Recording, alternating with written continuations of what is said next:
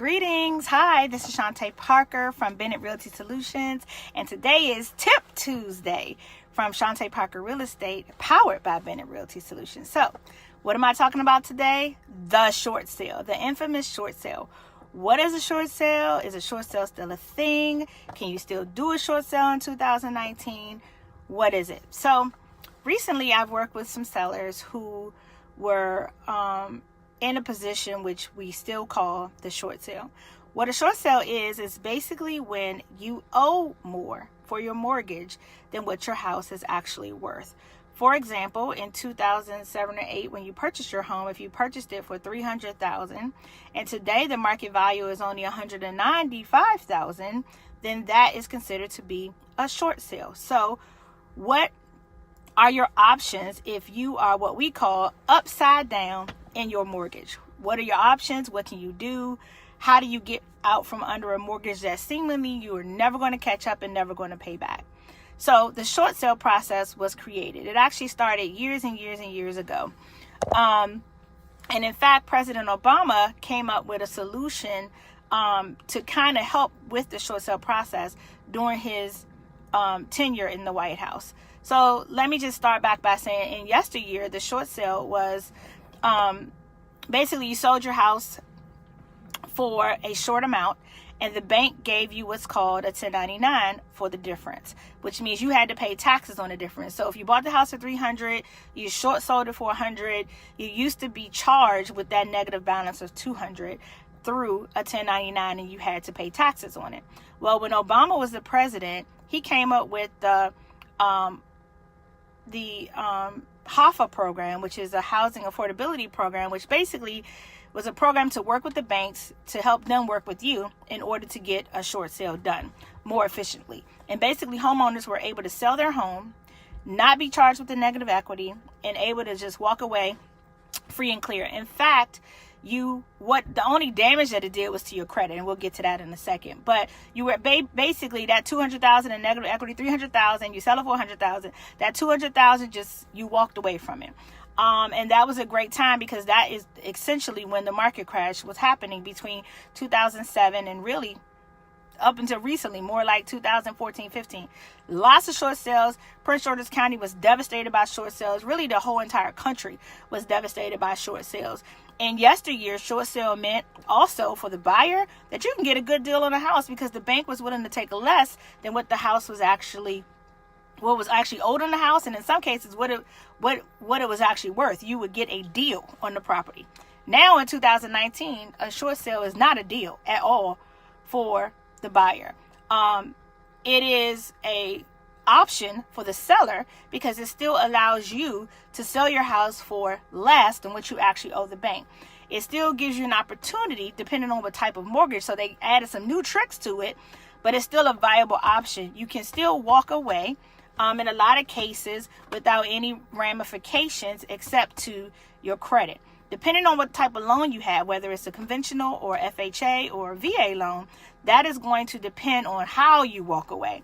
Now, or if you have more than one mortgage. So in a lot of cases, if you have two mortgages, because back then people were buying these big gigantic houses and getting a first and a second trust. So you have two mortgages.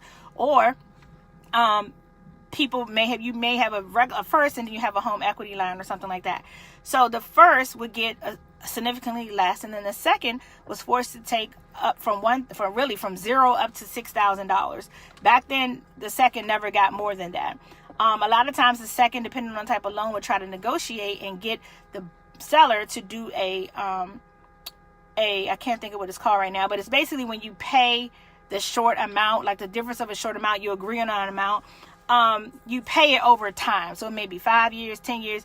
It's never a lot. It may be, in the big scheme of thing of what you owe, it may be $10,000 and you pay, $200 a month for 5 years or something like that. But it's a way for them to get more than what the bank was offering, the $6,000. So fast forward now up to 2019. The short sale is still a viable option. In fact, there are many options that operate under the loss mitigation department. So the bank would have you believe that doing a loan modification is a good option. And that's a whole other Tip Tuesday. We could talk about the loan modification process. I'm not a fan of it. I think it's a terrible solution because it's kind of like putting a Band-Aid on a major cut and not getting stitches. So it's not really a viable option. And if you want more information about that, you can call me, because today's conversation is about the short sale. They would also have you to believe, so in order to do a modification, you got to become late on your mortgage, and you have to be grossly late in order for them to even consider you for the modification, which obviously demolishes your credit and puts you in a very bad position. They also will offer you what's called a deed in lieu of foreclosure, where you basically can just give your house back to them, never mind the mortgage, they'll take it back, and no harm, no foul is what they say. But that's really like a soft foreclosure. So they don't explain the, the nuts and bolts, or the really between the little I's and T's that need to be dotted and crossed. They don't really explain that. So people think that's a viable solution. The short sale is probably the easiest way, though, for you to continue to live in the home while the process is happening. And a short sale could take anywhere from 0 months up to 12 months. Depends. So you're living in the property. You're not making a mortgage payment, because if you're doing a short sale, you're not making a mortgage payment. You're behind in your mortgage payment. Thus, it's short. So you continue to live there, which means you can save your money. It's things that you can do while you're living there that can prepare you for your next stop. We're going to sell it and put it under contract very soon, quickly. And so during the short sale process, you're living there and you're preparing to move. And then once the short sale is actually completed, you move out like a normal sale. There have been many instances with clients that I've worked with were allowed to have what's called relocation expenses. That means the bank is going to pay you to peacefully leave, because a lot of times people leave and they're disgruntled. They tear the house up. They leave stuff in the house. The bank just wants you to go. So they pay what's called relocation expenses. I've seen $0 up to $30,000. In recent years, it's been a flat $10,000. In the last 12 months, I say the $10,000 is somewhere between $3,000 and $10,000. So it varies, because each short sale is a different situation. Each person has a different financial situation. Each bank is a different situation. So I can't tell you how fast yours is going to be or how slow yours is going to be. It just depends. It's totally driven by paperwork. It's totally driven by follow-up. So you need a realtor who is an expert, like myself, who does a ton of short sales. I've done, countless short sales, too many to even name.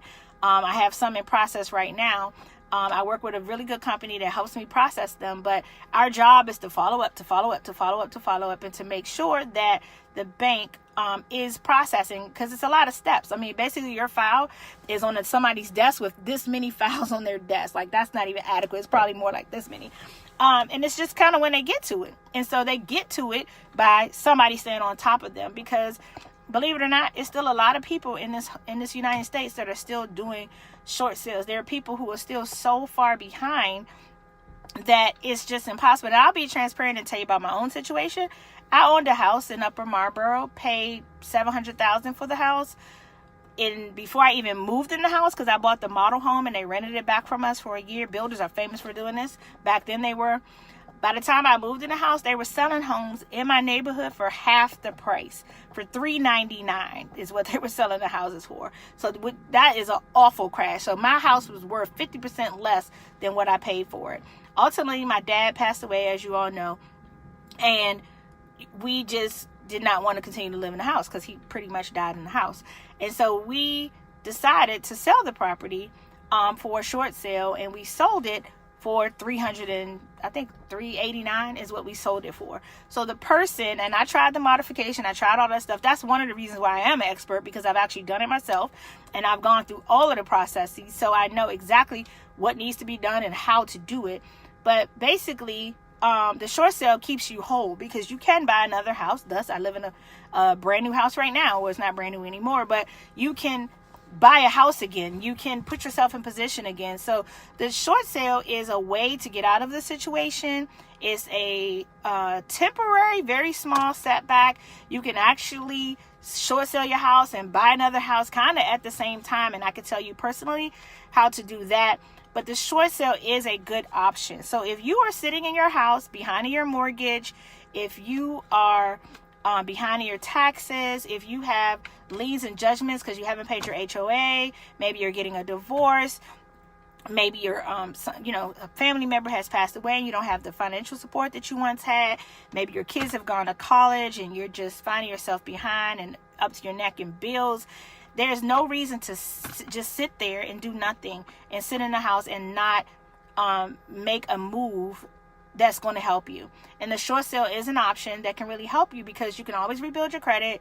You can always, thank you to the people who are watching. You can always rebuild your credit. You can always start over. I love a good start over. I'm all for a good do over. Everybody can start over. You can always buy another house. I'm a testament to that.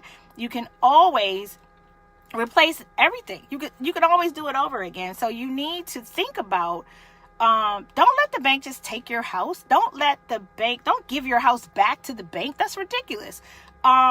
So the foreclosure is not a good option. Let me tell you why. I know so many people who've just stayed in their house. They kind of like put their head under the pillow, and they just kind of wait until the bank comes and take the house. Well, guess what?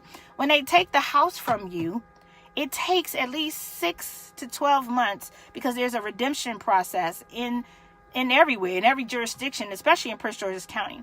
So they sell your house on the steps. Somebody buys it for significantly less money. Same thing that would have happened in the short sale.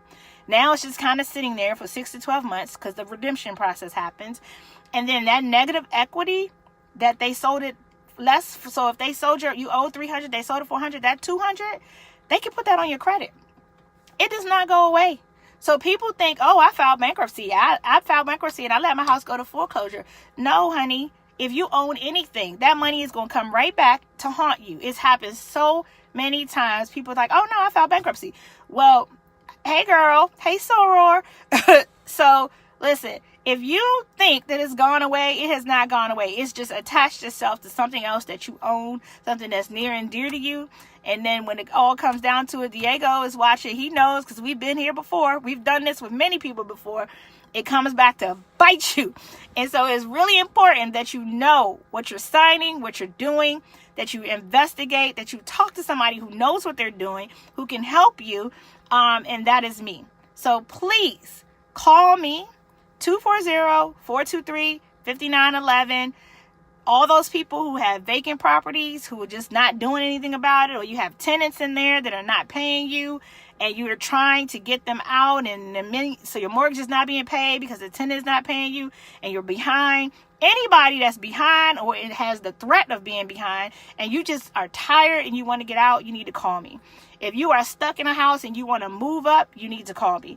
If somebody in your family died, or, you got behind in your bills, or maybe you were sick, whatever the case. I met a lady who was sick for a year and she could not pay her mortgage, and she is a year and a half behind in her mortgage. So a lot of times they're not coming like that to come get you, or come get your house. It kind of like festers and festers and festers to the point where you can't do anything except call me, and I can help you get out of the situation. So I love you guys, but I gotta go. My daughter's about to come and get in the car. I'm here at her school doing Tip Tuesday. I'll be back next Tuesday, and next Tuesday we'll talk about the loan modification process. Bad idea. Ask me more, DM me, inbox me, or text me, or call me. Visit my website for more information. You guys have an awesome Tuesday evening, and I'll talk to you later. Bye.